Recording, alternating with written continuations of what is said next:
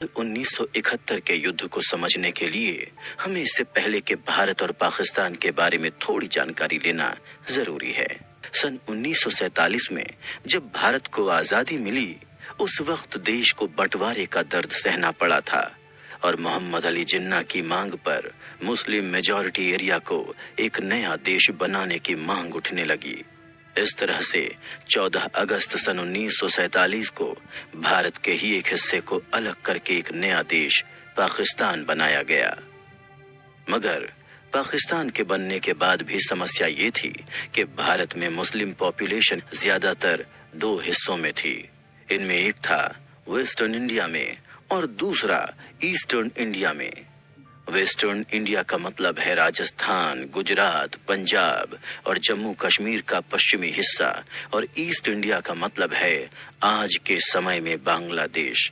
उस वक्त जिन्ना अपनी मांग पर इतने अड़े हुए थे कि उन्होंने इस बात पर बिल्कुल भी ध्यान नहीं दिया कि अगर किसी देश के दो हिस्से होते हैं और वो एक दूसरे से जमीनी तौर पर नहीं जुड़े हुए हैं तो उन्हें संभालना कितना मुश्किल हो सकता है। और फिर पाकिस्तान अस्तित्व में आया। पाकिस्तान को पहचान मिलने के बाद ये देखा गया कि पश्चिमी पाकिस्तान में वो हिस्सा शामिल था जो आज के पाकिस्तान देश का हिस्सा है, और पूर्वी पाकिस्तान में वो हिस्सा था जहां आज का बांग्लादेश मौजूद है।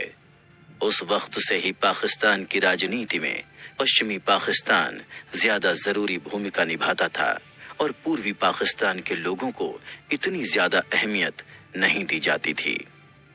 उस वक्त पश्चिमी पाकिस्तान के लोग बांग्लादेश के लोगों को पिछड़ी जाति के लोग कहा करते थे। उनका मानना था कि वो लोग सभ्य नहीं हैं, और उसी वक्त उर्दू को पाकिस्तान की राष्ट्रभाषा बनाने का ऐलान भी कर दिया गया था, जबकि पूर्वी पाकिस्तान में मौजूद एक बहुत बड़ी आबादी बांग्ला भाषा बोलती थी।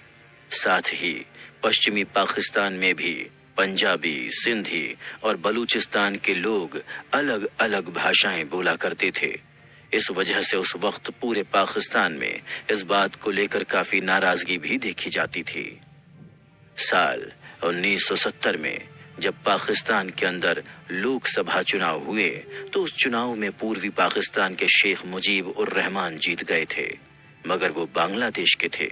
इसीलिए पश्चिमी पाकिस्तान ने उन्हें प्रधानमंत्री बनने का मौका ही नहीं दिया, और यहीं से शुरू हुई बांग्लादेश के आजाद होने की लड़ाई। मगर इससे पहले कि हम पूर्वी पाकिस्तान और पश्चिमी पाकिस्तान के बारे में और चर्चा करें, हम ये जानते हैं कि पाकिस्तान के अलावा भारत में उस वक्त परिस्थितियां कैसी थीं। भारत में उस वक्त इंदिरा गांधी प्रधानमंत्री के तौर पर देश को संभाल रही थीं। साथ ही पाकिस्तान के साथ पहले ही 2 जंग हो चुकी थीं, और चीन के साथ भी तब तक भारत एक जंग लड़ चुका था। जहां पाकिस्तान के साथ हुई जंग में भारत को जीत मिली थी, तो वहीं चीन के साथ हुई जंग में भारत को देश का एक बड़ा हिस्सा गंवाना पड़ा। उस वक्त इंदिरा गांधी गरीबी हटाओ का नारा देकर सत्ता में आई थीं, और इस वजह से उनका पूरा फोकस देश की गरीबी को हटाने पर था।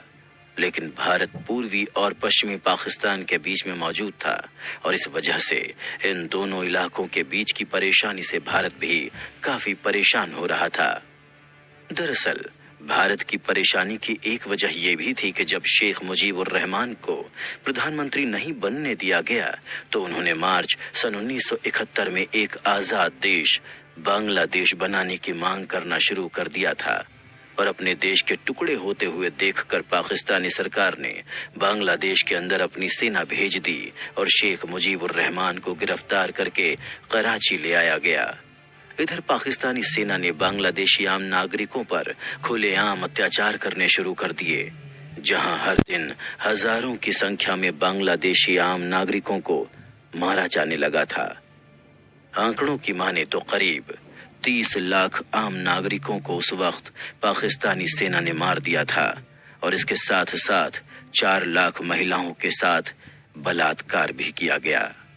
और जब बांग्लादेशी नागरिकों पर इतने बड़े स्तर पर पाकिस्तानी सेना के द्वारा जुल्म किया जाने लगा तो लाखों की संख्या में बांग्लादेशी नागरिक इल्लीगल यानी कि असंवैधानिक तरीके से छुपकर बॉर्डर क्रॉस करके भारत में आने लगे और इससे भारत की सुरक्षा के साथ भी समझौता होने लगा। उस वक्त भारत की मौजूदा प्रधानमंत्री इंदिरा गांधी ने इन हालात को गंभीरता से लेते हुए उस वक्त के भारतीय थल सेना के कमांडर सैम मानेकशॉ को एक मीटिंग के लिए बुलाया और उन्हें पूर्वी पाकिस्तान पर हमला करके बांग्लादेश को आजाद कराने की मांग की। लेकिन तब मानेकशॉ ने इंदिरा गांधी से कहा कि बरसात के मौसम में बांग्लादेशी इलाकों में दलदल की समस्याएं बहुत ज्यादा होती हैं, इस वजह से अभी युद्ध करना ठीक नहीं होगा। वहीं इस मौसम में पाकिस्तानी सेना और चीन भारत के दूसरे तरफ के बॉर्डर से हमला कर सकते हैं। इसलिए सैम मानेकशॉ ने इंदिरा गांधी को दिसंबर तक इंतजार करने का सुझाव दिया, क्योंकि दिसंबर में लद्दाख क्षेत्र में बर्फ बहुत ज्यादा होने के कारण चीन के भारत पर हमला करने की संभावनाएं काफी कम हो जाएंगी। हालांकि इस दौरान भारत ने अपने सैनिकों को इस ऑपरेशन की ट्रेनिंग देना शुरू कर दिया था।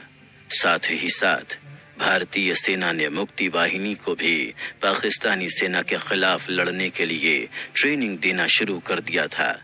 ये मुक्ति वाहिनी बांग्लादेशी क्रांतिकारियों का एक ग्रुप था जो बांग्लादेश को पाकिस्तान से अलग करना चाहते थे। भारत अब दिसंबर के महीने का इंतजार कर रहा था और जंग की सारी तैयारियां पूरी हो चुकी थीं।